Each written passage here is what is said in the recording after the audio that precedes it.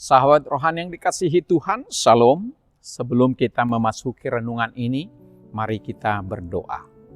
Kasih karunia dan damai sejahtera dari Allah Bapa kita dan dari Tuhan Yesus Kristus menyertai kamu.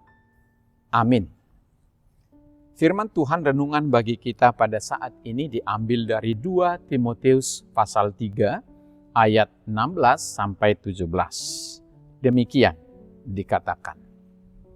Segala tulisan yang diilhamkan Allah memang bermanfaat untuk mengajar, untuk menyatakan kesalahan, untuk memperbaiki kelakuan, dan untuk mendidik orang dalam kebenaran. Dengan demikian, tiap-tiap manusia, kepunyaan Allah diperlengkapi untuk setiap perbuatan baik. Demikian firman Tuhan. Indah sekali nats ini. Tema yang kita ambil, Alkitab kaya dengan manfaat. Sahabat rohani dikasihi Tuhan Yesus Kristus, menurut Guinness World Record, Alkitab adalah buku terlaris sepanjang masa. Menurut Guinness World Record, Alkitab adalah buku terlaris sepanjang masa sejak diperlakukan 1.500 tahun lalu. Penelitian yang dilakukan oleh British and Foreign Bible Society menunjukkan bahwa total Alkitab yang beredar berkisar antara 5-7 miliar eksemplar. Alkitab lengkap atau sebagian sudah ada dalam kira-kira 3.000 bahasa. Sehingga Alkitab tersedia bagi 98% penduduk dunia. Belum lagi Alkitab digital yang bisa kita akses dimanapun kita berada. Bisa kita bayangkan banyaknya firman Tuhan yang telah beredar di dunia ini.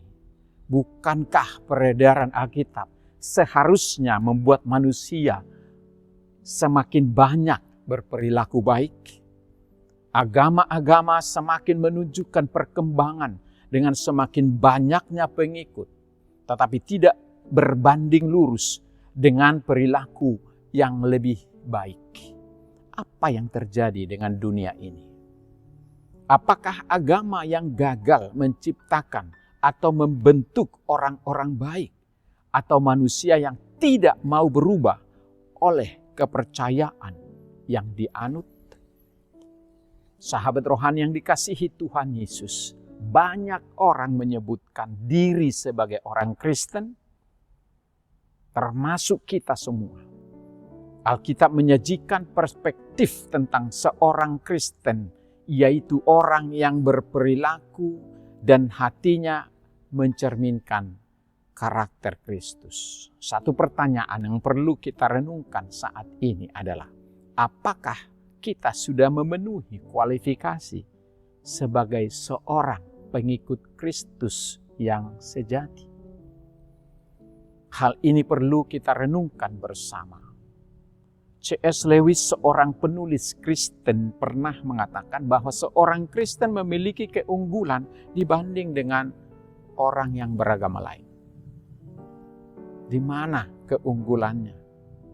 Bukan karena dia lebih baik, bukan karena dia lebih suci atau lebih dikasihi Tuhan, tetapi karena seorang Kristen tahu dan sadar bahwa ia adalah manusia berdosa, sehingga harus menjadi pelaku firman yang mencerminkan Yesus dalam menanamkan nilai-nilai kebaikan, dalam cinta kasih, terutama dalam kerendahan hati. Apakah orang Kristen sekarang ini lebih rendah hati dari yang lain? Belum tentu. Dalam Roma pasal 1 ayat 16-17 dikatakan, Injil adalah kekuatan Allah yang menyelamatkan setiap orang yang percaya.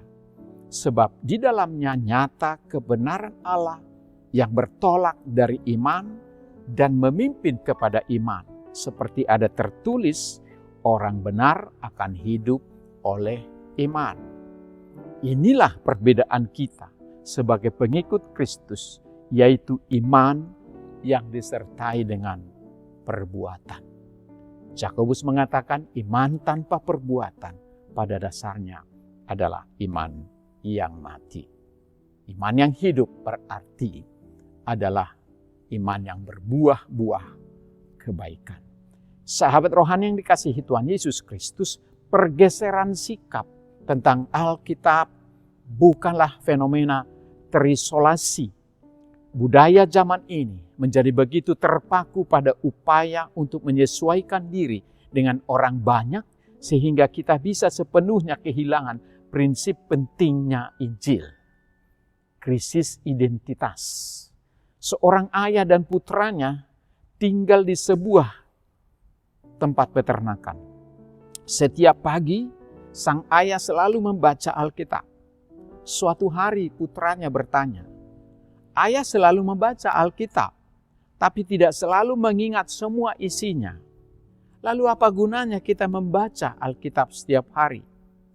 Tanpa menjawab, sang ayah memberikan cucunya sebuah baskom anyaman yang biasa digunakan untuk mengambil batu bara dan berkata, "Tolong ambilkan air dari sungai dengan baskom ini dan bawa ke sini."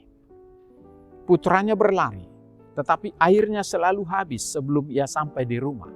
Ia mencoba berkali-kali, tetap saja gagal. Ia berkata, "Ayah, baskom ini tidak bisa menampung air. Dia selalu bocor." Sang ayah tersenyum dan berkata, "Lihatlah ke dalam baskom itu," katanya. Lalu sang putra melihat ke dalam dan menyadari bahwa baskom arang yang dulunya kotor kini telah bersih karena sering terkena air. Saudara, kita mungkin tidak dapat menghafal isi Alkitab. Tetapi dengan membacanya setiap hari akan membentuk kita, mendidik diri kita, memperbaiki perilaku dan kesalahan kita, membersihkan bahkan memperbaharui hati serta pikiran kita dari pengaruh-pengaruh kotor dunia ini. Sahabat rohani yang baik hati, apa pesan renungan ini bagi kita? Kita adalah bejana yang tidak sempurna, tetapi oleh firman itu kita diajari untuk lebih baik. Kita memiliki Alkitab dan firman Tuhan, buku yang paling kuat di dunia, yaitu firman yang hidup. Tuhan ingin kita mengenalnya, dan Dia mengungkapkan aspek-aspek dirinya serta kebenarannya melalui firman yang tertulis dalam Alkitab. Maka bagaimana kita bisa bertumbuh dalam iman jika tidak membaca Alkitab itu sendiri? Sangat sulit, bahkan hampir mustahil untuk bertumbuh secara rohani tanpa membaca firman, tanpa mendengarkan firman, tanpa menghidupi firman itu sendiri. Alkitab adalah pedoman yang mutlak dan makanan rohani utama yang membuat kita bertumbuh dalam iman, memelihara, menguatkan, menuntun kedewasaan iman kepada kita setiap hari.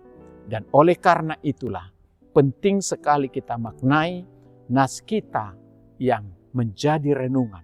Segala tulisan yang diilhamkan Allah memang bermanfaat untuk mengajar, menyatakan kesalahan, memperbaiki kelakuan, dan mendidik orang dalam kebenaran. Dengan demikian, tiap-tiap manusia kepunyaan Allah diperlengkapi untuk setiap perbuatan baik. Selamat berjuang, selamat menggeluti firman Tuhan, menghidupinya, maka Anda akan diperlengkapi dalam setiap perbuatan baik. Tuhan memberkati kita. Amin. Mari kita berdoa. Terima kasih Tuhan atas sapaan firman-Mu pada saat ini.